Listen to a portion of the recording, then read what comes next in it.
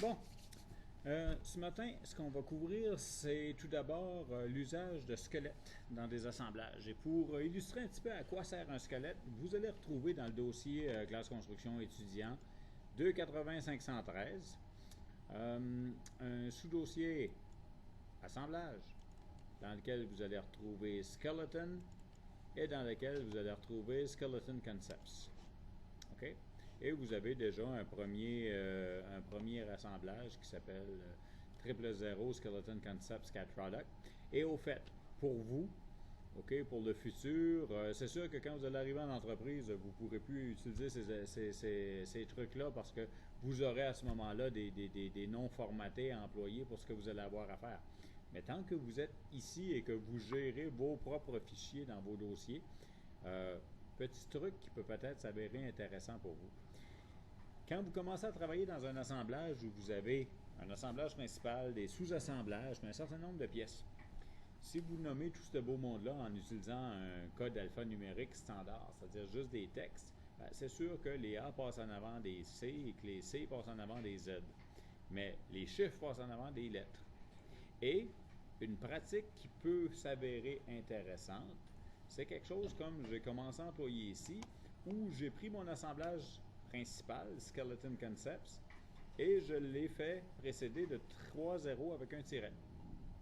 Et j'ai pris les sous-assemblages que je pouvais retrouver dans mon assemblage principal et je les ai fait passer avec un 2 zéros et un tiret.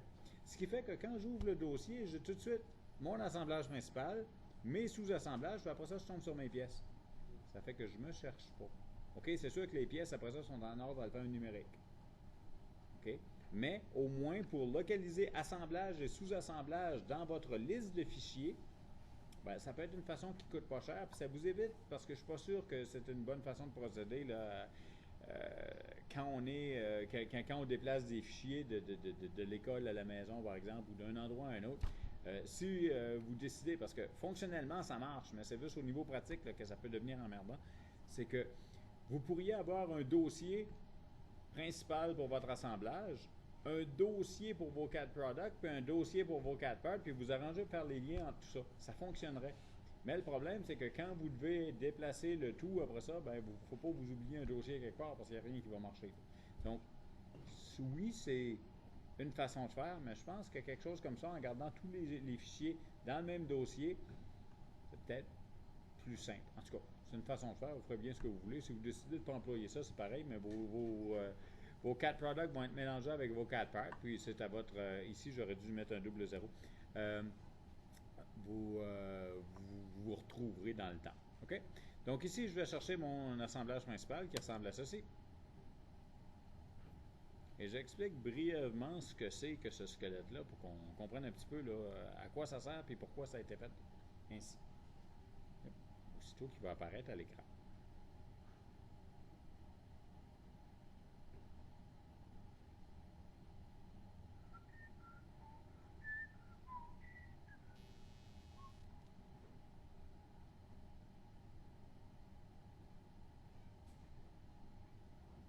Et voilà.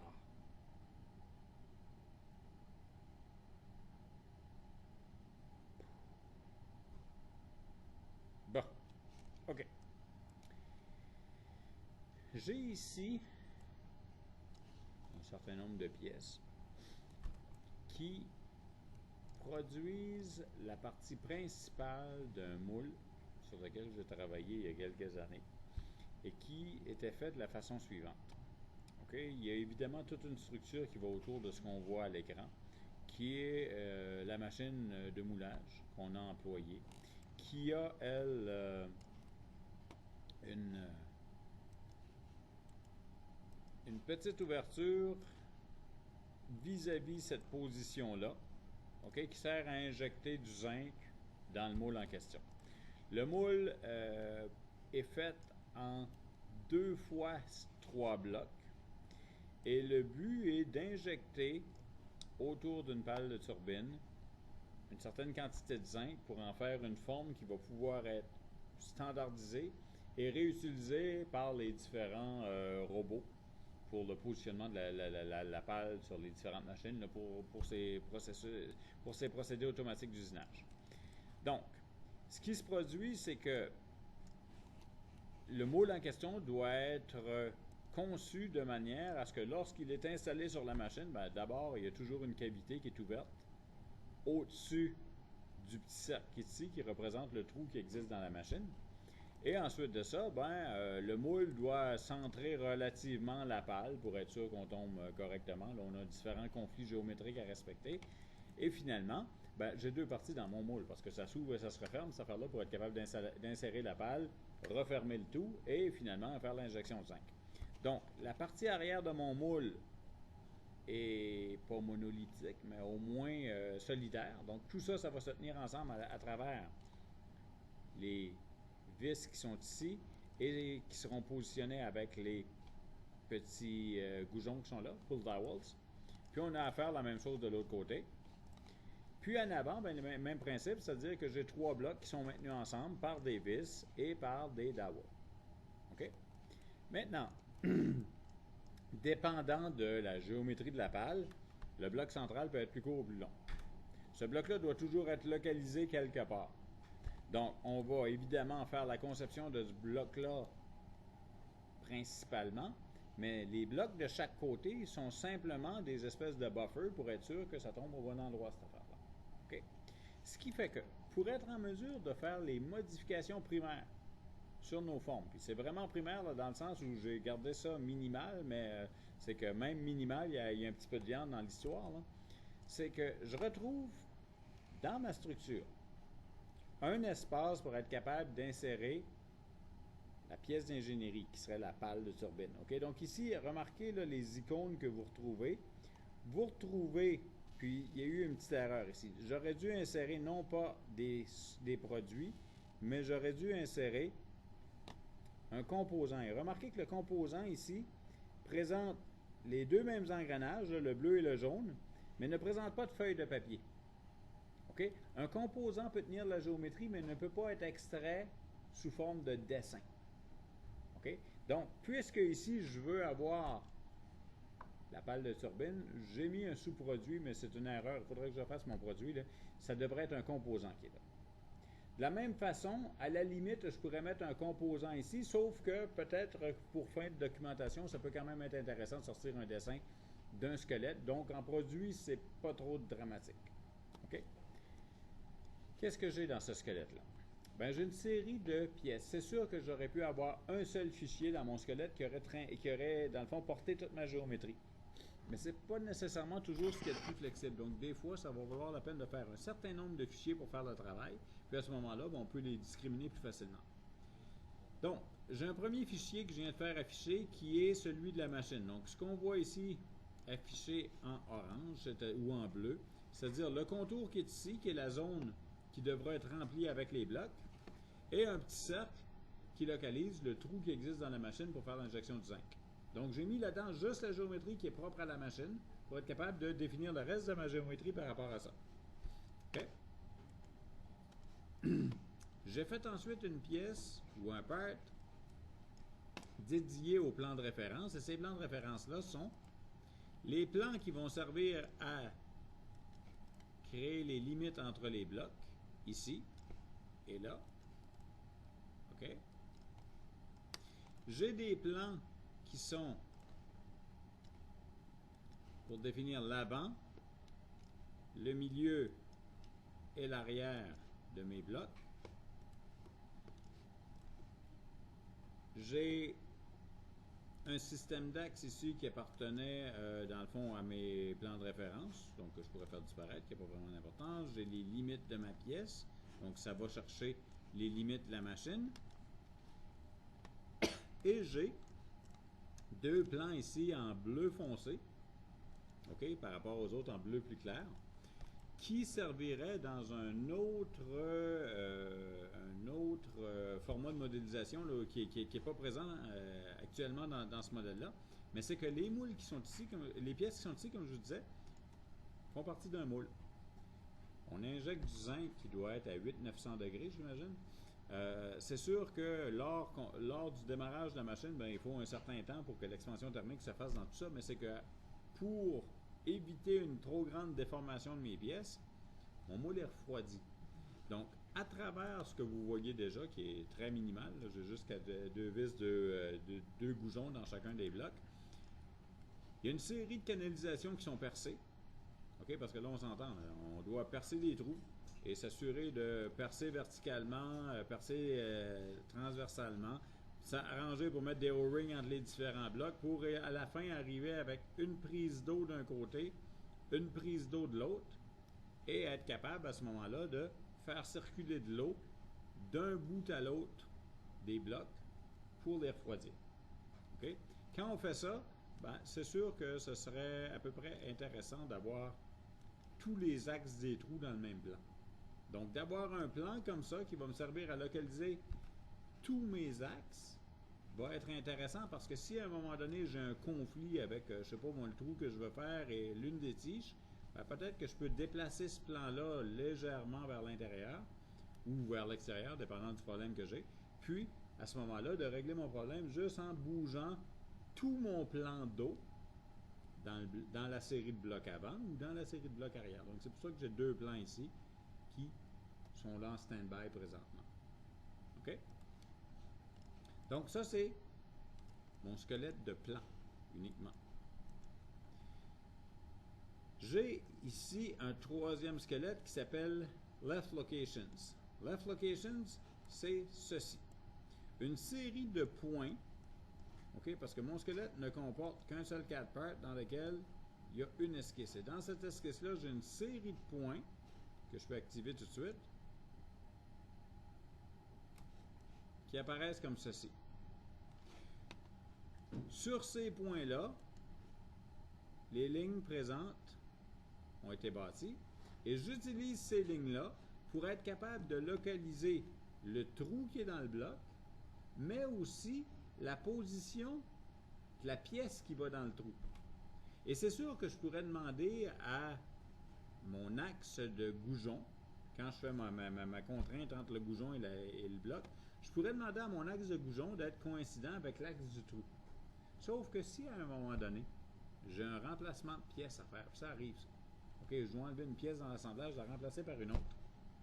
Mais là, l'axe de chacune des pièces va chercher les axes des trous correspondants dans la nouvelle pièce et les trouvera pas, parce qu'ils ne portent pas les mêmes noms. Alors que si j'ai localisé l'axe du goujon par rapport à la ligne que j'ai faite dans mon squelette, le goujon reste en place. Il y a une nouvelle pièce qui apparaît. Il faut que je vienne refaire un trou dans cette nouvelle pièce-là par rapport au même axe, mais c'est l'axe qui est ici dans mon squelette qui colle la chatte partout. Et c'est ça l'idée d'un squelette. C'est qu'on va aller dans un premier temps monter à un niveau supérieur à l'assemblage de la géométrie qui pourrait être utilisée dans plusieurs morceaux. OK? Et ça va nous éviter de dupliquer cette géométrie-là d'une pièce à l'autre. OK? Parce qu'on l'a fait une fois et on y réfère par la suite. Ça, c'est le premier usage d'un squelette. Deuxième usage d'un squelette, puis ça, il va falloir que je fasse un petit peu de tableau tantôt pour vous montrer comment ça se produit, mais c'est que CATIA ne permet pas de définir ce qu'on appelle des références cycliques. Référence cyclique, c'est que si, par exemple, j'utilise une pièce A pour définir une géométrie dans une pièce B et que plus tard, j'ai besoin de la pièce B pour définir une géométrie dans la pièce A, ça ne marche plus. J'avais besoin de A pour faire B, mais j'ai besoin de B pour faire A, donc là, je suis en train de tourner en rond. CATIA n'accepte pas ça. Donc, une façon de le gérer va être de se casser la tête un petit peu à savoir comment je peux extraire la géométrie là, qui devient conflictuelle et la monter une étape au-dessus et de se créer un squelette. OK, bien à ce moment-là, on travaillera en fonction du squelette, on établira nos liens et ça fonctionnera. Je vous ferai une petite démonstration tableau tout à l'heure par rapport à ça. Mais tout ça pour vous dire que ici, dans cette troisième pièce de squelette-là, ben, j'ai Left Locations. Puis si j'édite, par exemple, l'esquisse qui est ici, que je demande à ce point-là de se déplacer à une hauteur de 1,75, ben, le point va monter, mais la ligne qui est ici, aussitôt que je serai sorti de l'esquisse, va remonter. Et si j'avais eu quelque chose d'accroché dessus, ben, ça serait remonté aussi. OK? Ce sera l'exercice qu'on fera d'ailleurs tout à l'heure. Là, on voit que un certain nombre de mes blocs passent en rouge parce qu'il y a un impact du fait que j'ai modifié l'esquisse qui touchait à ces blocs-là. Donc, j'ai besoin de faire mon update ici. Puis, il n'y aura pas de modification géométrique là, parce qu'il n'y a rien d'attaché à cette ligne-là. Mais tantôt, on va faire ce genre d'exercice-là quand même pour montrer que ça fonctionne. OK? Donc, j'ai ça pour left locations. J'ai quelque chose de semblable pour right locations. OK? Et j'ai block sections qui sont les dimensions de tous mes blocs. Donc, finalement, ici encore, je n'ai que des esquisses. OK? Section avant, section arrière. Mais l'idée, c'est que si, pour une raison quelconque, j'ai besoin de faire passer ici, puis j'ai dû mettre des paramètres, ouais, c'est pour ça. Si j'ai besoin de faire passer ma section de 3 pouces à 3.25, oups, je viens de faire une modification qui va avoir effet sur l'ensemble de mes blocs, parce que mes blocs doivent tous être à la même hauteur, et je change la valeur une fois, puis ça se répercute sur les 6 blocs. C'est l'idée de la chose. OK? Donc, j'ai ici un petit paramètre qui a été rajouté à ça. OK? Donc, qu'est-ce que je fais avec ça maintenant? Dans un premier temps, si je veux faire des modifications, exemple, dans un problème, bonus, dans un examen final, par exemple. OK? Puis dans votre cas, il est bonus, mais dans le cas de MD2, c'est un problème obligatoire. OK? Je peux demander de changer la hauteur de mes blocs de manière à passer à 3 pouces et demi. OK? Et de revenir à ce moment-là, agrandir mes pièces comme ceci. À ce moment-là, je peux aussi dire, arrangez-vous pour que, au niveau de mes trous, OK, là je suis left locations, esquisse, montrer. Donc, au niveau de mes trous, que ici on a une configuration correcte, excepté que mes trous devraient passer, disons, à 3 pouces. J'ai ajouté un demi-pouce, donc on va ajouter un demi-pouce là-dessus aussi. 3 pouces. Mais que ici, il y a eu erreur parce que quand je vais faire un montage boulonné comme ça, OK, vous allez apprendre ça dans vos cours d'outillage, ce qu'on va faire, c'est d'abord de positionner exactement les objets entre eux. Et pour faire ça, on va se faire des trous précis à lésés dans lesquels on va mettre des goujons. Pour se donner le plus de précision possible, on ne fera jamais quelque chose comme ça. De mettre d'un côté 2 goujons, de mettre de l'autre côté 2 vis. On va travailler plutôt comme ceci. On va mettre en diagonale les 2 goujons, parce que les goujons sont entrés précis, alors que les vis sont entrées librement dans le trou dans le premier bloc et viennent visser dans le deuxième. Donc, je ne me positionne pas avec une vis. Je serre. OK? Donc, les goujons servent au positionnement. Je les mets le plus loin possible. À cause de ça, ici, c'est pas très loin, c'est pas mauvais, mais je peux avoir meilleur si je vais en diagonale. Donc, ce que je vais faire, c'est que ici, je suis à 375. Je vais monter ceci à 3.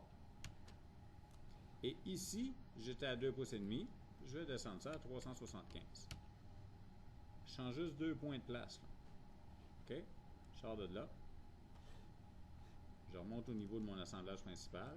Tout est rouge. Et je fais un petit update. Et c'est ça qui se passe. Et c'est pour ça qu'un squelette monté comme du monde va fonctionner. On s'entend. Monter un squelette, là, c'est sûr que oui, ça fonctionne. Ce que vous avez devant vous, là, probablement, a dû prendre un 4-5 heures à monter. C'est le cassette, il faut dire que là-dessus, je me cassais la tête à savoir ce que vous allez vous faire comme squelette. Tout ça, mais j'ai dû passer un 4-5 heures là-dessus, là, ça se monte pas de même, un squelette. OK, c'est pas juste une job. Tu sais, il faut s'asseoir là, il faut penser à qu'est-ce qu'on veut faire. Et il faut être en mesure de faire la géométrie au bon endroit. Des fois, malheureusement, on va défaire, on va refaire parce que, oh non, c'est vrai, si j'avais mis ça à telle place, c'est que j'y accédais. Donc là, on efface un paquet d'affaires qu'on a fait, on refait, mais à un moment donné, on a quelque chose qui fonctionne. OK? Comme par exemple, une erreur que j'ai faite dans ce squelette-ci, mais qu'il faudrait que je refasse. OK, dans mes squelettes, je dis, j'ai left locations et cette esquisse-là me présente l'assemblage comme ceci. OK? Si je vais chercher right locations, j'ai une esquisse ici, puis si je double-clique, elle est cachée. Mais je ne sais pas si vous voyez le problème, là. OK? La première fois, je regarde comme ceci. La deuxième fois, je regarde encore comme ceci. J'ai le même point de vue. Je regarde à partir du même bout. C'est peut-être plus mêlant que d'autres choses, ça. Tu sais, mon left locations, là, il est ici. Mon right locations aurait dû être comme ça. Tu sais, là, à ce moment-là, je regarde mes blocs comme ça, puis j'ai mon front section, j'ai mon back section. Je suis capable de me... Mais juste question de fonctionnalité, il faudrait que je flippe mon esquisse pour que je vienne regarder par l'autre bout. C'est le genre de choses qui arrivent quand on fait un squelette. T'sais, on fait des erreurs, on revient. Là, il faudrait que je le corrige puis je le finalise pour qu'on vous dise. Mais comme c'est un exercice, je me suis dit, bon, OK, ça peut quand même tenir la route. C'est juste que c'est pas aussi flex qu'on veut. Donc, qu'est-ce qu'on fait avec ça maintenant? Parce que dans le fond, après ça, right location, j'ai block section, c'est ça. Traditionnellement, quand j'utilise cette question-là en examen, ce que je demande aux gens de faire, c'est de changer les sections, réorganiser les trous selon les dimensions que je donne. Je donne un dessin puis je dis OK, je ne veux pas mes trous arrangés comme ça. Et je demande aux gens de me refaire des trous en suivant le squelette qui est ici, de l'autre côté. Là, je vais vous expliquer comment le faire parce qu'il faut faire attention à ça. OK. Donc, si maintenant je veux reproduire le même genre de géométrie dans le bloc ici que j'ai de l'autre côté.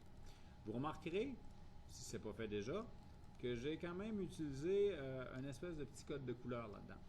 J'ai des lignes saumon et j'ai des lignes vertes. Les lignes vertes vont pour les goujons, les lignes saumon vont pour les vis. OK? Ça peut être les couleurs que vous voulez. L'idée, c'est de se retrouver dans l'histoire.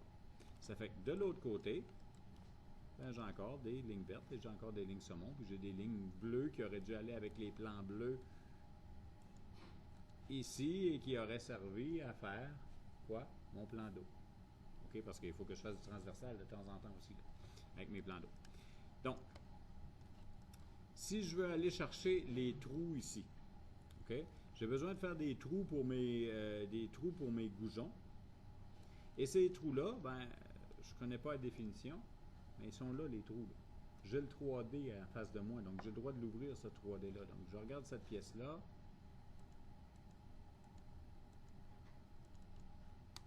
OK? Le trou qui m'intéresse, c'est celui-ci, disons. Trou 1.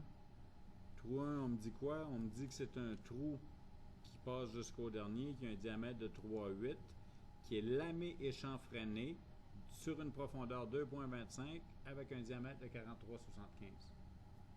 Ces informations-là ne seront pas sur la feuille d'examen. Ils sont dans le modèle 3D pour que vous alliez chercher. Okay? Donc, j'ai besoin de me faire la même chose. On se rappelle quoi? 43,75 pour le lamage, 2,25, 90 degrés et 375. Oups. Ça, c'est mon arbre qui est actif. Ce qui veut dire que je m'en viens de l'autre côté, clic, et dans ce trou-là, je m'en viens faire, c'est-à-dire dans ce bloc-là, je m'en viens faire un trou sur cet axe-là. Présentement, cet axe-là appartient à un autre fichier, je veux garder le lien avec. J'ai un réglage qui me sert à confirmer que je garde le lien. Je dis oui. Je sélectionne cette face-là. Donc, je suis en train de faire mon trou. Quelle est la caractéristique de mon trou jusqu'au dernier? Diamètre 375. De type lamé chanfreiné à 406,25. C'est ça, il me semble? Sur une profondeur de 2,25 et sur un angle de 90 degrés, ce qui me donnerait quelque chose comme ceci. OK? Et je viens de faire mon trou. Pourquoi lamé chanfreiné? J'ai un goujon. Comme je vous ai dit, c'est précis. Donc, j'ai un goujon 375, je fais un trou 375, je suis press fit. OK, le goujon n'est pas rentré lousse, il est press fit dans la pièce. Sauf que je ne veux pas faire un press fit sur cette profondeur-là. Je suis en train d'amocher mon bord de trou et j'use mon goujon aussi. C'est sûr qu'on ne veut pas monter-démonter, mais si j'ai à le démonter, je ne veux pas que ça bable. Donc, ce que je vais faire, c'est que je vais me laisser une profondeur 375 suffisante pour être capable de coincer mon goujon. Moitié de la longueur du goujon. Donc, si je prends un goujon d'1 pouce, ça veut dire que je me garde au moins un demi-pouce. Ici, j'ai peut-être 3/4. OK? Et la partie pour m'y rendre, je vais faire légèrement plus grand. Mais je vais m'arranger pour faire un petit chanfrein pour faciliter l'insertion du goujon dans le trou. Donc, finalement, je mets mes blocs en place, je laisse tomber mon goujon et je viens rentrer jusqu'à temps qu'il vienne appuyer parce que si je fais mon trou correctement de l'autre côté, je m'accote dans le fond. Puis je sais que j'ai une bonne longueur ici. OK? J'enlève ça comment? Si j'ai besoin d'enlever. Je tape dessus avec un marteau, je sors une pry bar, puis j'essaie de sortir ça. Ça s'appelle pull dowel. Ces goujons-là ont un petit trou fileté ici. Il y a des extracteurs qui vont me permettre de m'appuyer sur la surface, de rentrer une tige, de visser jusqu'à temps que je retire le goujon de son trou. Donc ça s'enlève comme ça. Ça fonctionne très bien si vous pensez à garder le trou fileté de ce côté-ci, parce que si vous le pluguez dans le fond du trou, il n'y a plus rien à faire. Il n'y a pas des deux bords. OK? Donc, juste petit conseil pratique si vous avez à travailler avec ça, et surtout si vous le designez. Ça ne change rien sur le modèle 3D, ça a juste l'air fou si vous placez le trou fileté dans le fond. OK? Donc, le trou fileté doit être du côté de l'ouverture pour aider à sortir le goujon. D'accord? OK? Ça, vous pourrez rire de vos chums quand ils mettront le goujon à l'envers. Vous autres, vous saurez la différence, n'est-ce pas? Tout le monde a retenu ça. Bon. Donc, j'ai fait mon premier trou. J'ai besoin d'un autre trou ici pour mon boulon ou ma vis. Donc, je vais revenir dans ce bloc-ci, voir qu'est-ce que c'est. Ce trou-là, c'est quoi? C'est un trou de 406, lamé 625, profondeur 1 pouce. Sauf que je vois que le 1 pouce ici n'est pas accessible. OK? Pourquoi? On va aller voir ça. Profondeur 3 pouces, mais c'est jusqu'au dernier. OK, c'est beau. Ça fait qu'on a dit 625 sur 1 pouce et 406 comme trou. Parce que c'est une vis de 375. Donc, je vais laisser 31 millième de tour. Donc, je reviens dans ce bloc-ci. Et non pas sur un axe vert, mais sur un axe saumon. Je vais venir faire un trou sur l'axe. Je garde le lien sur cette face-là. Je veux cette fois-ci que mon trou fasse 406. Je veux que ce soit jusqu'au dernier. Je veux que ce soit seulement lamé à un diamètre de 625 et à une profondeur de 1. Aperçu, ça ressemble à ceci. OK.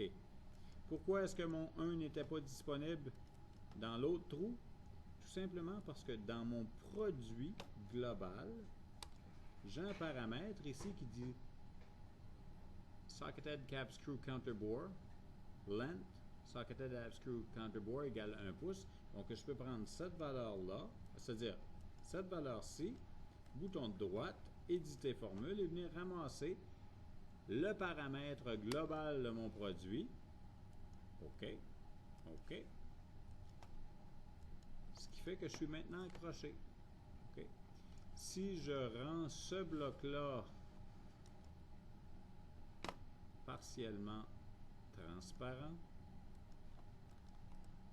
on verra que si je reviens au niveau du produit, clic, et que je viens éditer ce paramètre de longueur-là, non seulement ce trou-ci, mais ceux-là, OK, et ceux que j'aurai ici aussi, on va voir les vis caler un petit peu plus loin, ben, vont bouger en fonction de la valeur qui est là.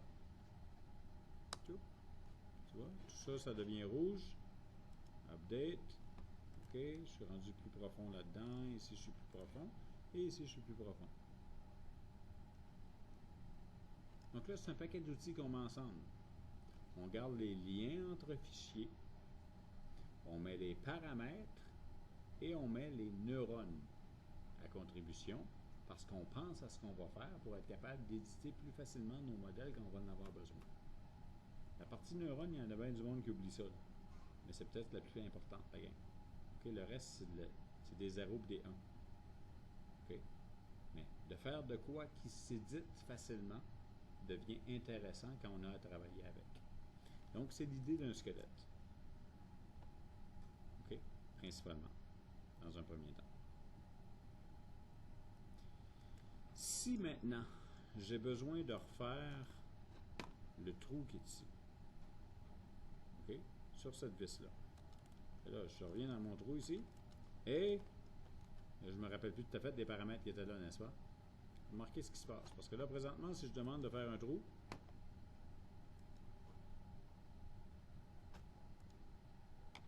les paramètres que j'obtiens, ce sont les paramètres du dernier trou qui a été fait.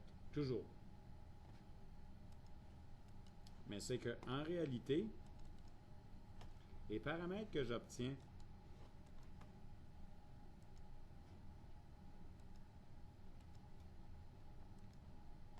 ce sont les paramètres du dernier trou qui a été édité. Donc, si j'ai déjà dans ma pièce un trou qui m'intéresse et que je n'ai besoin d'un autre pareil, c'est sûr que je peux aller et mémoriser ces valeurs ou les noter si ça me tente, mais tout ce que j'ai à faire, c'est de l'éditer. Aussitôt que j'édite le trou, les valeurs qui sont là vont redevenir disponibles quand je vais venir créer mon nouveau trou ici. Donc, j'ai exactement le même type de trou. OK?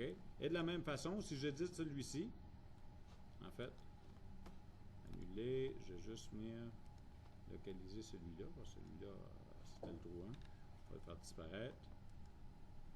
Donc, si je viens rééditer celui-ci, tout ce que j'ai à faire, c'est de faire double-clic, fermer. Maintenant, je fais un trou là-dessus. Je garde mon lien, la face. C'est exactement le même type de trou. OK? Donc, vous sauvez du temps là aussi. De la même façon, j'arrive ici et je vais cacher ce bloc-là. Parce que idéalement,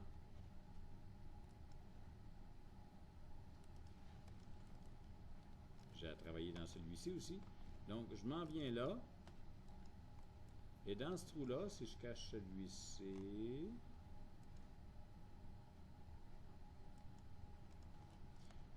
et que je cache ça, parce que ce qui m'intéresse, ce sont les trous ici.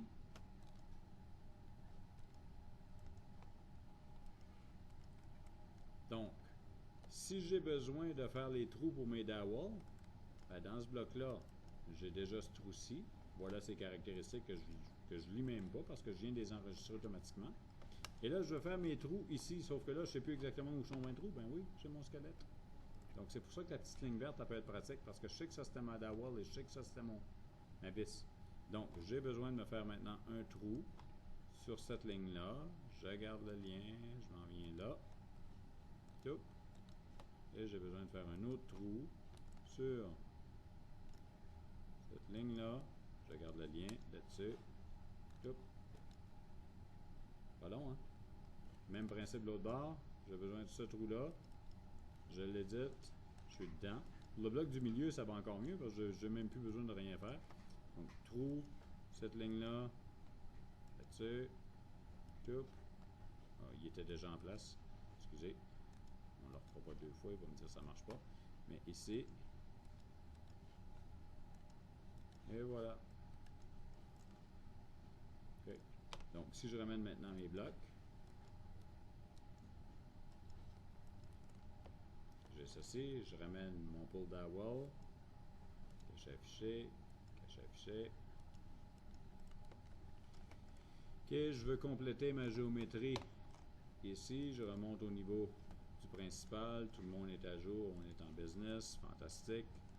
Là, je m'en viens donc prendre un pull dowel.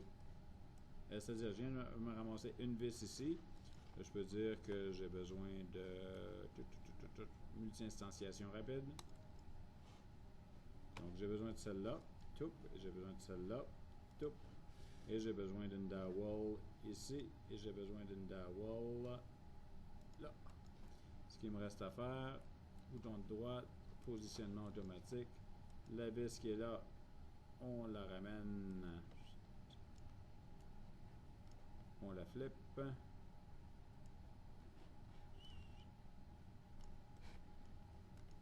la vis qui est là, on la ramène, on la flippe, le dowel qui est là, on le ramène, on le flippe, si on veut pas avoir le trou du mauvais bord, même chose ici, on le ramène, on le flippe, on débarque ça,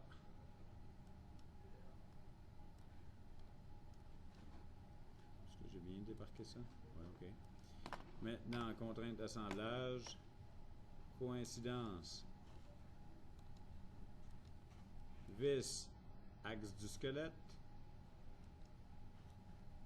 vis, axe du squelette, dowel. Là, il faut juste, parce que c'est drôlement fait cette affaire-là, donc il faut prendre la bonne surface, axe du dowel,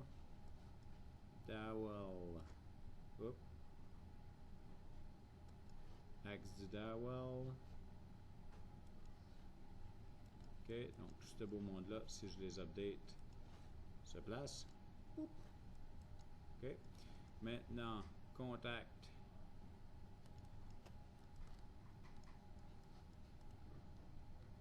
Fond du lamage.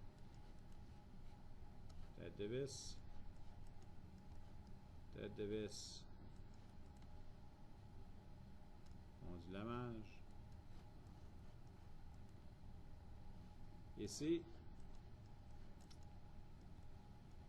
Plaisir. Plaisir, plaisir. On va essayer un contact entre la face ici, puis ça se peut que ça merde, ça. Donc, il ne me laisse pas ramasser la face sphérique. Si je ramasse ceci, le cercle va pouvoir entrer en contact avec, et il faut juste que j'aille chercher à la bonne place. Ici.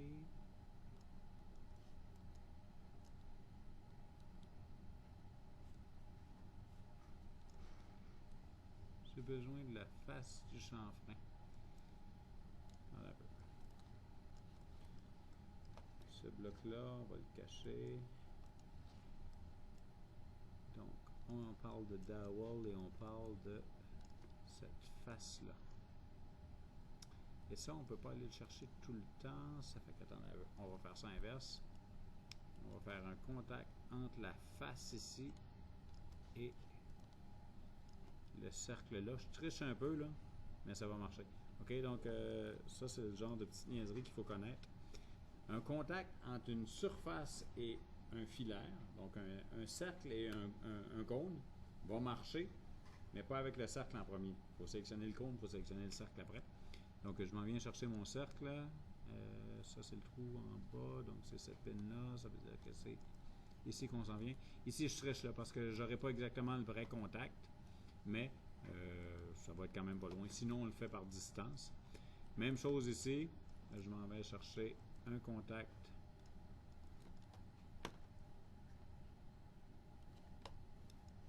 entre le cône qui est ici, c'est une surface, et le cercle qui est ici. J'accepte et j'update. Et ça devrait me donner, bon, il n'a pas aimé mon contact annulaire ici. Il ne l'a pas aimé, mais pas du tout. Supprimer.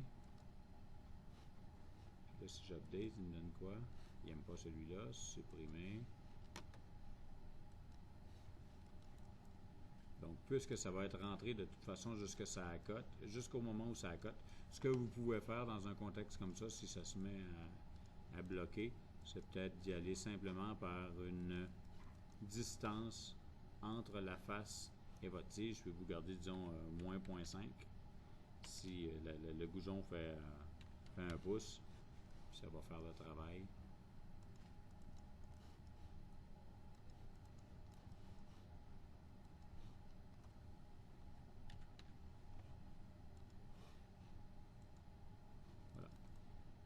chose comme ça. Là, je suis un petit peu trop profond, donc il faudrait peut-être que j'amène ça à 625 là, pour que ça soit beau sur le dessin, parce que physiquement parlant, on va rentrer jusqu'à temps que ça cote.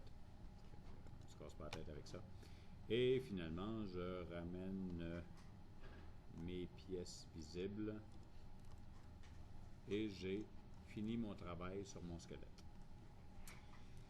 Ce qui fait que, à partir d'ici, ok, si ça c'est le squelette en question, ce que je viens de faire est ni plus ni moins ce que sera une question d'examen sur un squelette. C'est-à-dire de changer les dimensions, de relocaliser des vis, de placer des nouveaux éléments, quelque chose du genre, dans l'assemblage. OK? Et ça sera fait avec ça. Donc, vous avez toutes les pièces, vous avez le squelette monté, vous avez le loisir de jouer ou pas avec. Si vous jouez avec pour faire exactement la même chose que je viens de faire là, vous allez arriver à l'examen, puis vous allez refaire exactement la même chose, ça va prendre le temps que ça prend. Et ce ne sera pas plus long que ça. Si vous ne jouez pas avec, ben vous aurez tout le loisir pendant l'examen d'essayer de jouer avec, si vous avez le temps de vous rendre là. OK? Dernière chose, vous avez remarqué quand je faisais un trou, OK, si je reviens dans cette pièce-là, quand je fais un trou et que je sélectionne un axe, j'ai ce message-là qui apparaît, qui me dit que je suis en train de créer un lien entre mes objets. Ceci est dû au réglage suivant. Juste des fois que vous essayez de le faire et que vous n'avez pas les messages d'information. Si vous allez dans Outils Options, OK, les liens que je suis en train de créer entre mes fichiers sont définis par ce que j'obtiens ici dans Infrastructure Part. Gardez le lien avec l'objet sélectionné. Donc, si ceci n'est pas coché, vous allez être capable de positionner votre géométrie, mais si vous faites un changement dans une ou dans l'autre des pièces, ben, ça va rester de même, ça ne bougera pas.